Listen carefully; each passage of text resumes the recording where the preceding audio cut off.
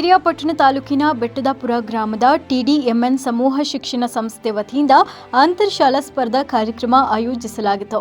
ಕಾರ್ಯಕ್ರಮದಲ್ಲಿ ಭಾಗವಹಿಸಿ ಮಾತನಾಡಿದ ಸಮೂಹ ಶಿಕ್ಷಣ ಸಂಸ್ಥೆ ಖಜಾಂಚಿ ಗ್ರಾಮಾಂತರ ಪ್ರದೇಶದ ವಿದ್ಯಾರ್ಥಿಗಳು ರಾಷ್ಟ್ರಮಟ್ಟದ ಸ್ಪರ್ಧಾತ್ಮಕ ಪರೀಕ್ಷೆಗಳನ್ನು ಎದುರಿಸಲು ಕಷ್ಟವಾಗ್ತಾ ಇದ್ದು, ಈ ಬಾರಿ ನಮ್ಮ ಸಂಸ್ಥೆ ವತಿಯಿಂದ ಸ್ಪರ್ಧಾತ್ಮಕ ಪರೀಕ್ಷೆಗಳಿಗೆ ಅಣಿಗೊಳಿಸಲು 8, 9, 10ನೇ ತರಗತಿಯಿಂದಲೇ ಫಂಡಮೆಂಟಲ್ ಕೋರ್ಸ್ ಅನ್ನು ಆರಂಭಿಸಿದ್ದೇವೆ. ವಿದ್ಯಾರ್ಥಿಗಳು ಗುರಿ ಇಟ್ಟುಕೊಂಡು ಶಿಕ್ಷಣದ ಕಡೆ ಗಮನ ಹರಿಸಿ ಪರಿಶ್ರಮ ಪಟ್ಟರೆ ಈ ದೇಶದ ಉತ್ತಮ ಸತ್ಪ್ರಜೆಗಳಾಗಿ ಹೊರಹೊಮ್ಮಬಹುದು ಅಂತ ತಿಳಿಸಿದರು. ಪ್ರಥಮ ದರ್ಜೆ ಕಾಲೇಜಿನ ಕನ್ನಡ ವಿಭಾಗದ ಸಹಾಯಕ ಪ್ರಾಧ್ಯಾಪಕ ನಂಜುಂಡಸ್ವಾಮಿ ಮಾತನಾಡಿ, ಇಲ್ಲಿ ಮೌಲ್ಯಯುತ ಶಿಕ್ಷಣ ನೀಡುತ್ತಿರುವುದಲ್ಲದೆ ಪ್ರಸ್ತುತ 1600 ವಿದ್ಯಾರ್ಥಿಗಳು ವಿದ್ಯಾಭ್ಯಾಸ ಮಾಡುತ್ತಿದ್ದಾರೆ. ವಿದ್ಯಾಭ್ಯಾಸ ಮಾಡಿದ ವಿದ್ಯಾರ್ಥಿಗಳು ದೇಶದ ಪ್ರತಿಷ್ಠಿತ ಶಿಕ್ಷಣ ಸಂಸ್ಥೆಗಳಲ್ಲಿ ವೈದ್ಯಕೀಯ ಹಾಗೂ ಎಂಜಿನಿಯರಿಂಗ್ ಕೋರ್ಸ್ಗಳಲ್ಲಿ ವಿದ್ಯಾಭ್ಯಾಸ ಮಾಡುತ್ತಿರುವುದು ಸಂಸ್ಥೆಗೆ ಹೆಮ್ಮೆ ಅನಿಸುತ್ತದೆ. ವಿದ್ಯಾರ್ಥಿಗಳು ನಿರಂತರವಾಗಿ ಪುಸ್ತಕಗಳನ್ನು ಅಧ್ಯಯನ ನಡೆಸಿದಾಗ ಸಂಪನ್ಮೂಲ ವ್ಯಕ್ತಿಗಳಾಗಿ ಹೊರಹೊಮ್ಮಬಹುದು ಅಂತ ತಿಳಿಸಿದರು. 305 ವಿದ್ಯಾರ್ಥಿಗಳು ಜಾನಪದ ಗೀತೆ, ಪ್ರಬಂಧ ಸ್ಪರ್ಧೆ, ಚರ್ಚಾ ಸ್ಪರ್ಧೆ, ರಸಪ್ರಶ್ನೆ, ಚಿತ್ರಕಲಾ ಸ್ಪರ್ಧೆಗಳಲ್ಲಿ ಭಾಗವಹಿಸಿದರು. ಶಾಲಾ ವಾಹನ ಚಾಲಕ ಸಂತೋಷ್ ಮೃತಪಟ್ಟ ಹಿನ್ನೆಲೆ ಶ್ರದ್ಧಾಂಜಲಿ ಸಲ್ಲಿಸಲಾಯಿತು. ವಿದ್ಯೆ ವಿನಯವನ್ನು ಕೊಡುತ್ತದೆ, ಶಿಕ್ಷಣ ತಕ್ಷಣ ದೊರೆಯುವುದಿಲ್ಲ. ಜೋರಾದ ಚಪ್ಪಾಳೆಯ ಮೂಲಕ ಈ ಒಂದು ವೇದಿಕೆಯನ್ನು ಉದ್ಘಾಟನೆಯನ್ನು ಮಾಡ್ತಾ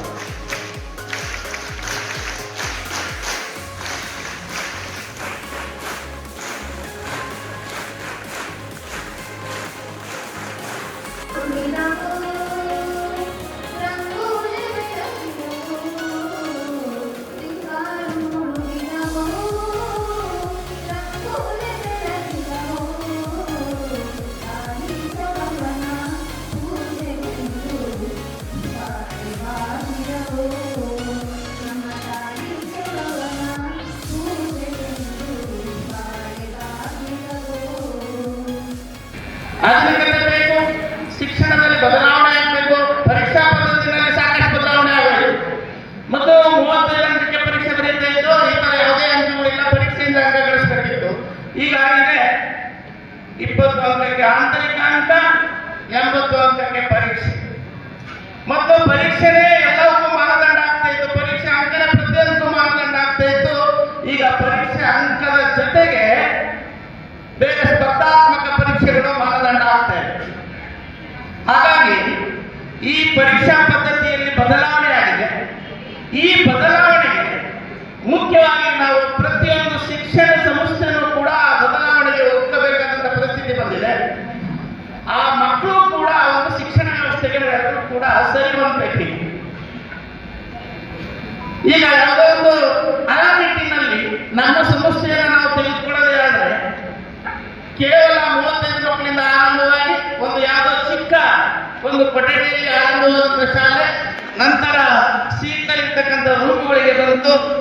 ಅದು ಈಗ ಒಂದು ಉತ್ತಮವಾದ ಕಟ್ಟಡವನ್ನು ನಿರ್ಮಿಸಿಕೊಂಡು ಮಕ್ಕಳಿಗೆ ಬೇಕಾದ ಎಲ್ಲ ಮೂಲಭೂತ ಸವಲತ್ತುಗಳನ್ನು ಒದಗಿಸಿಕೊಂಡು ಉತ್ತಮವಾದ ಶಿಕ್ಷಣವನ್ನು ನೀಡುವ ನಿಟ್ಟಿನಲ್ಲಿ ನಾವು ಇವತ್ತಿನ ಕಾಲಕ್ಕೆ ಬದಲಾವಣೆ ಆಗಿದ್ದೀವಿ.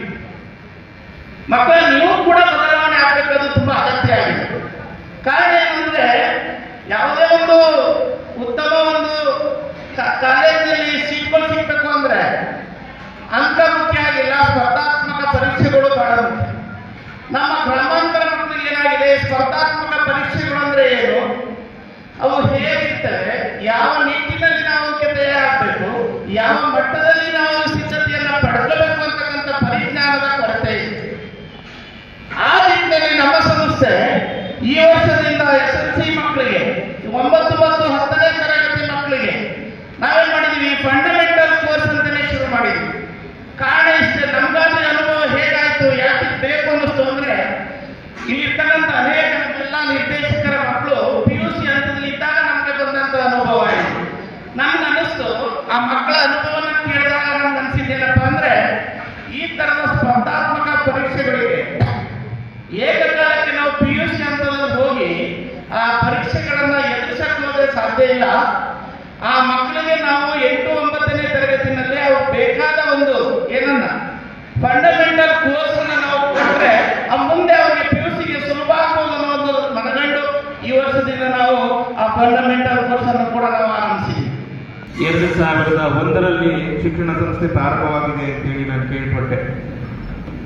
ಜೊತೆಗೆ 2006ರಿಂದಲೂ ಸಹ ಈ ಶಿಕ್ಷಣ ಸಂಸ್ಥೆಯ ಬಗ್ಗೆ ನನಗೆ ತಳಮಟ್ಟದಿಂದಲೂ ನನಗೆ ಅರಿವಿದೆ. ಕಾರಣ 2006ರಲ್ಲಿ SSLCಯನ್ನು ಪೂರೈಸಿದಂತಹ ಎಷ್ಟೋ ವಿದ್ಯಾರ್ಥಿಗಳು ನೇರವಾಗಿ ನನ್ನ ವಿದ್ಯಾರ್ಥಿಗಳು, ಆ ಹೆಸರುಗಳು ನನ್ನ ತಲೆಯಲ್ಲಿ ಇನ್ನೂ ಹಾಗೆ ಇದೆ. ಜಾಹ್ನವಿ, ಪ್ರಮೀಳಾ, ಧನಂಜಯ್, ಹೀಗೆ ಅನೇಕ ವಿದ್ಯಾರ್ಥಿಗಳು ನಮ್ಮ ನೇರ ವಿದ್ಯಾರ್ಥಿಗಳಾಗಿರುವಂಥ ಶಿಕ್ಷಣ ಸಂಸ್ಥೆಯ ಬಗ್ಗೆ ನಮಗೆ ತಳಮಟ್ಟದ ಒಂದು ವಿಚಾರಧಾರೆ ನಮಗೆ ಗೊತ್ತಿದೆ. ಅದರಲ್ಲೂ 1600ಕ್ಕೂ ಹೆಚ್ಚು ವಿದ್ಯಾರ್ಥಿಗಳು ಹೋಬಳಿ ಮಟ್ಟದ ಶಿಕ್ಷಣ ಸಂಸ್ಥೆಯಲ್ಲಿ ಕಲಿತಾ ಇರುವಂತಹದ್ದು ಅಂತ ಅಂದ್ರೆ ಪ್ರಯತ್ನ ನನಗೆ ಇದೊಂದು ರೀತಿ ತಾಲೂಕು ಮಟ್ಟದ ಅಥವಾ ಜಿಲ್ಲಾ ಮಟ್ಟದಲ್ಲೂ ಈ ಪ್ರಮಾಣದ ವಿದ್ಯಾರ್ಥಿಗಳನ್ನ ನೋಡೋದು ನನಗೆ ಕಷ್ಟ ಅನ್ಬೋದು ಅಂತ ಅನ್ಕೊಳ್ತೀನಿ. ಹಾಗಾಗಿ ಇಷ್ಟು ಪ್ರಮಾಣದ ವಿದ್ಯಾರ್ಥಿಗಳು ಈ ಸಂಸ್ಥೆಯಲ್ಲಿ ಪ್ರವೇಶಾತಿಯನ್ನು ಪಡ್ಕೊಳ್ತಾ ಇದ್ದಾರೆ ಅಂದ್ರೆ ಅರ್ಥ ಇಲ್ಲಿ ಮೌಲ್ಯಯುತವಾದಂತಹ ಶಿಕ್ಷಣ ಸಿಗ್ತಾ ಇದೆ ಅಂತೇಳಿ. ಇದರ ಜೊತೆಗೆ ಇಲ್ಲಿ ಅಧ್ಯಯನ ಮಾಡಿದಂತಹ ವಿದ್ಯಾರ್ಥಿಗಳು ರಾಜ್ಯದ ಬೇರೆ ಬೇರೆ ಕಾಲೇಜುಗಳಲ್ಲಿ ವಿಶೇಷವಾಗಿ ಎಂಜಿನಿಯರಿಂಗ್, ಡಾಕ್ಟರ್ ಇಂತಹ ಹುದ್ದೆಗಳಲ್ಲಿ ಅಧ್ಯಯನ ಮಾಡ್ತಾ ಇರುವಂತಹ ಹಿನ್ನೆಲೆಯನ್ನು ಆಧರಿಸಿ ಇಷ್ಟು ದೊಡ್ಡ ಪ್ರಮಾಣದಲ್ಲಿ ಪ್ರವೇಶಾತಿಯನ್ನು ಪಡ್ಕೊಳ್ತಾ ಇರುವಂತಹದ್ದು.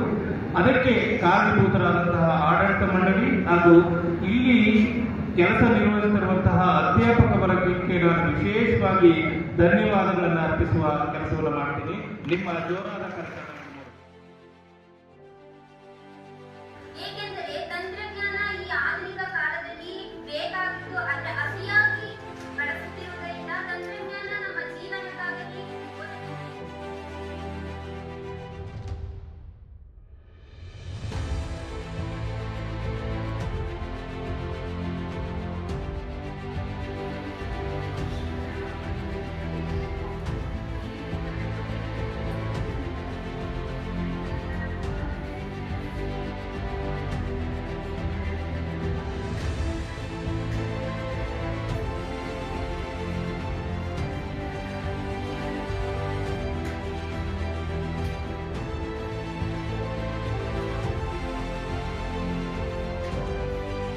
ನಮ್ಮ BTMನ ಒಂದು ಸಾಧನೆಯ ಸರಿ.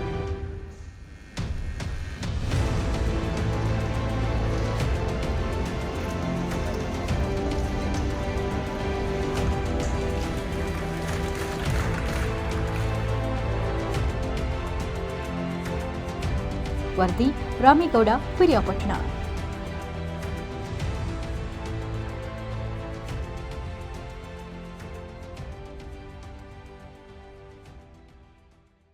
ಮೆಂಡು ನ್ಯೂಸ್ ನೆಟ್ವರ್ಕ್, ಸತ್ಯದ ಕನ್ನಡಿ.